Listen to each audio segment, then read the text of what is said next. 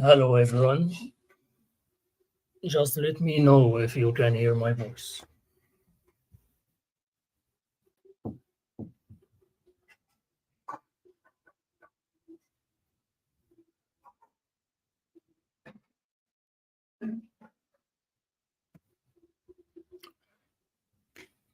Is my voice clear?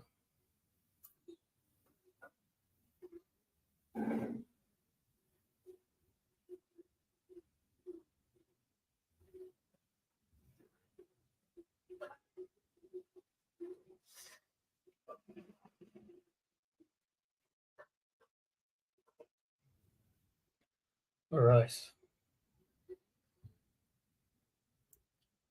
So, welcome to another episode of our series about MITRE attack framework.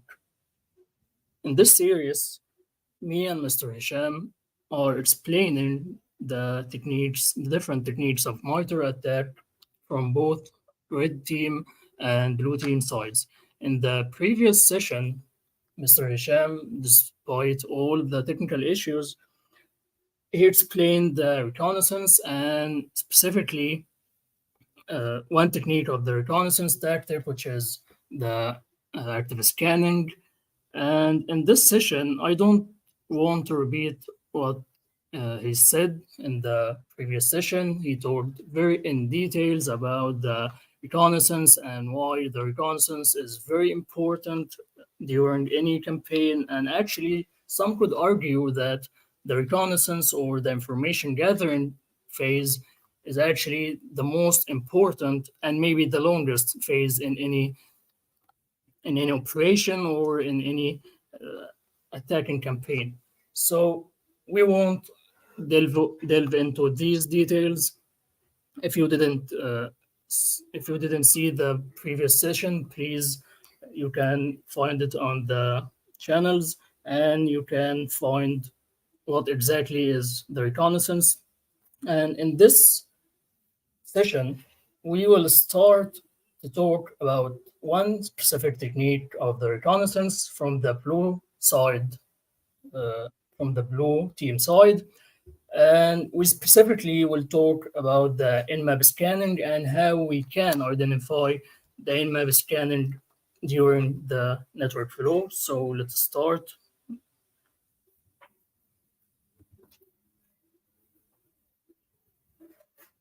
I will share my screen.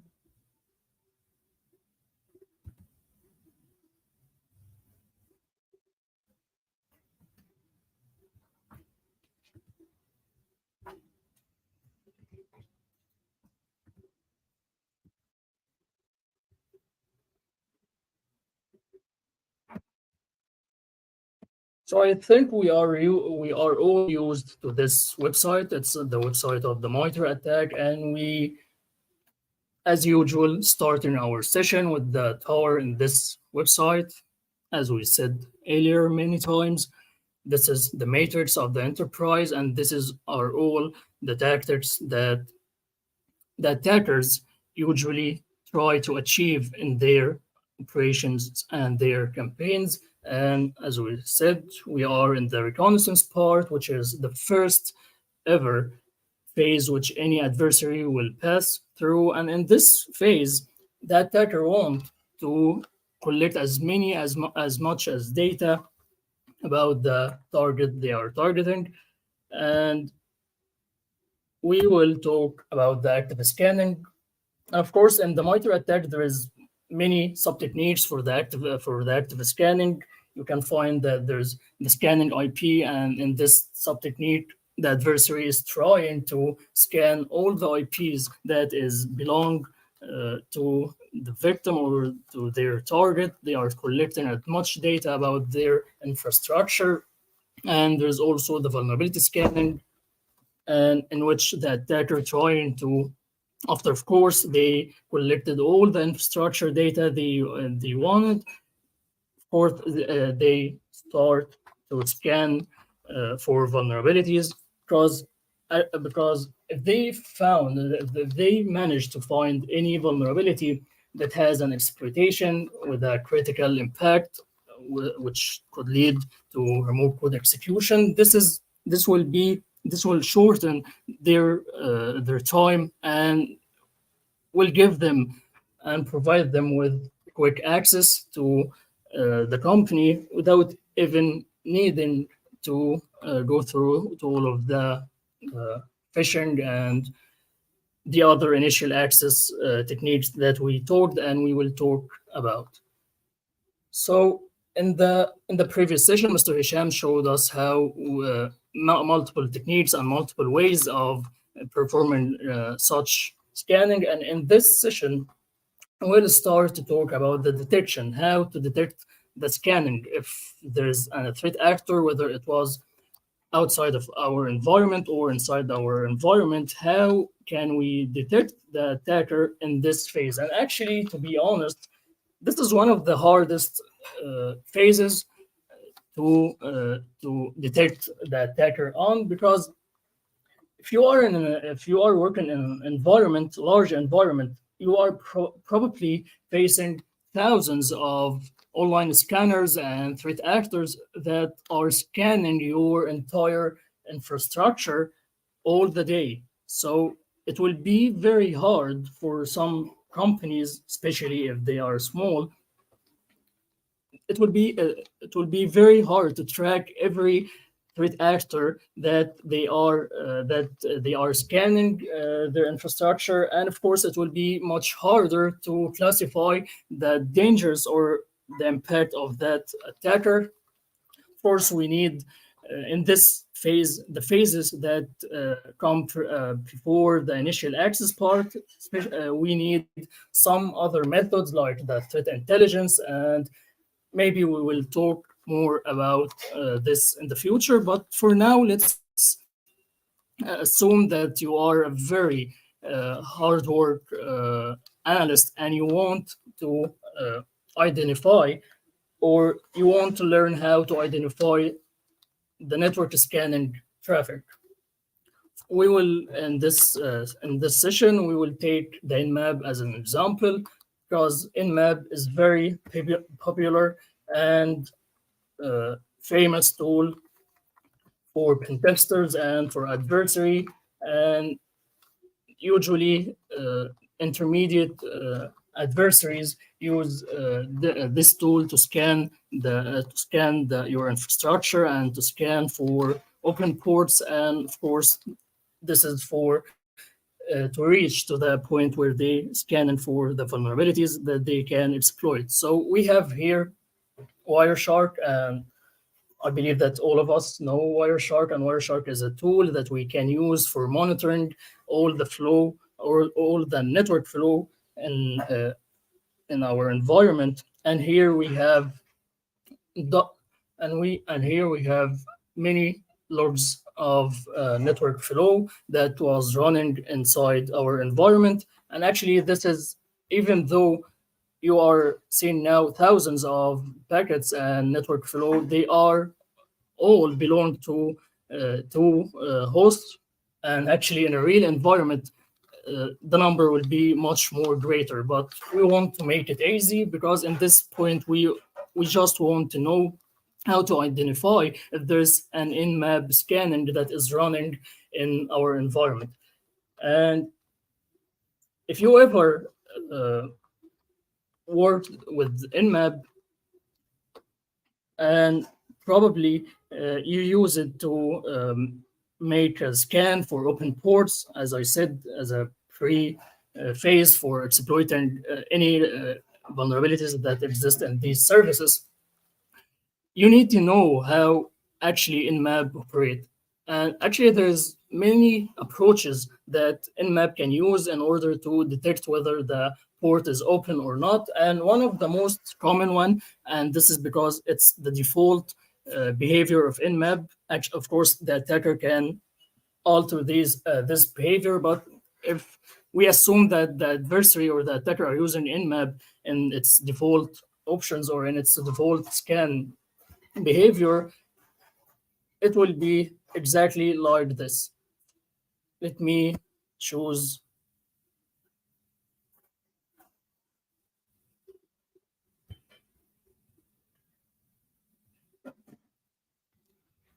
All right, give me a minute. I will clear some unnecessary fields.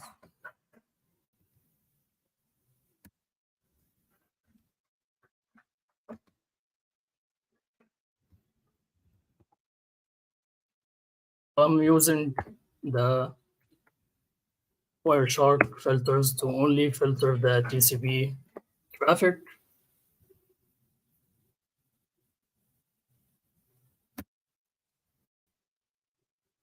So for let me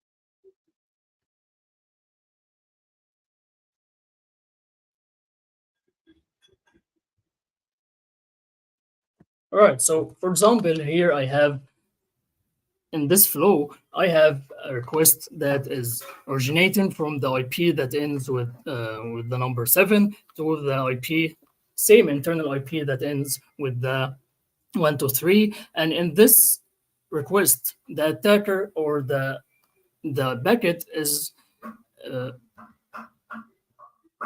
a SYN is a SYN request that is sent from the 7 IP from the IP with the 7 to the other IP, and you can see here that the response to this request is receipt. And I believe every one of us are familiar with the three-way handshake, and in Construct, whenever two devices on a network wants to start or initiate a connection between them, the first or the sender or the source IP will start by initiating a three-way handshake, and in this three-way handshake that the source are sending, as you can see here, the source is sending a send request to the destination, and if the destination is up and running and available and ready for the connection, the destination will respond to the source with the SYN-ACK, and in this point, the source will respond with another acknowledge. And after this three packets or this three way handshake, the two devices or the two hosts are now ready for starting communicating and starting exchanging the data they want. So Nmap exploit or abuse this feature or this behavior to know if the destination host is up and running or it's closed. So the Nmap send the SYN request, and if the destination responded with the SYN-ACK, then the Nmap will respond with the acknowledge, and then will respond in the red one with the receipt, and this receipt will terminate the session. So because in this point, Nmap just want to know if the destination host is up and running. But if the destination is not running or it's configured to not respond and to not communicating with other devices, it will directly return to the SYN with the receipt request. So basically, the Nmap will send a SYN request to the destination, and if the destination instantly respond with the reset, then the Nmap will classify this destination as closed. And if the destination responded with the SYN-ACK, then the Nmap will know that this host is up and running and exists, and will classify this host as running. Of course, there's many other approaches that Nmap could perform. For example, Nmap in one of its scan types, it will not send the last acknowledge because in this mode, the Nmap wants to save time and save resources, so it will avoid sending the acknowledge packet, and this is one of the types of Nmap scanning. So back to our Wireshark, we now know that this host on the IP7 is trying to connect to this host on this IP on this port, and because this port is closed, the destination IP responded with the reset, and now the Nmap classified this port as closed, and you can see there is many packets with the same flow or with the same pattern. So in this case, we know that in this host, the one that ends with seven, there's an Nmap script running and trying to discover all the ports that is running on that destination IP. And you can see that most of the ports are returning with set, so that means that this all of these ports are closed. But let us see if there is any port have responded to the Nmap uh, with an open port, which will mean that if there any port is that is open on the destination, it will respond to the source uh, with the SN pack and not the reset as we see here. So let me use the filter to see if there's any port have responded with the pack.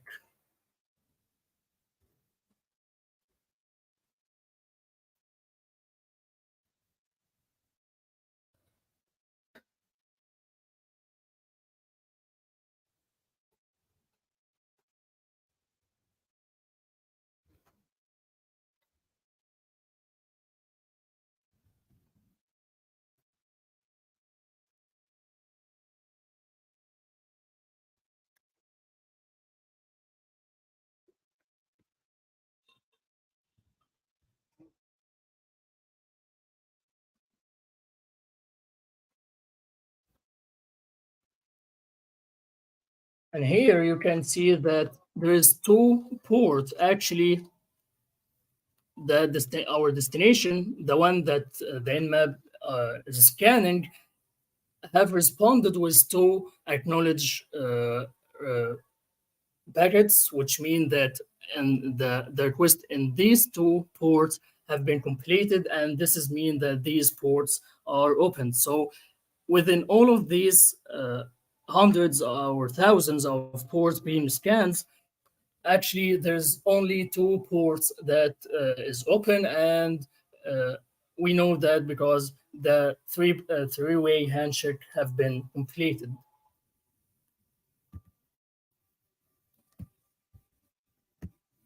So this is a way of identifying the Nmap scanning behavior and pattern in a network flow. As I said, in a production and real environment, the thing will get much and much harder because you have maybe hundreds or thousands of hosts that is operating uh, in your environment, and of course it will be unapplicable to rely on the manual way as I did, because of course you will have a solution that will automate this operation and make it much easier and save much time, but at the end you need to know how to identify the pattern of the nmap in case you need to perform any manual test, or you know bad things happen. All right, so this will be all for today. Of course, this is just one technique of the active scanning. As I said, there are multiple active scanning techniques, and we can and maybe we will explore all of these techniques in the next sessions. So if anyone has any question, I will be happy to answer your questions.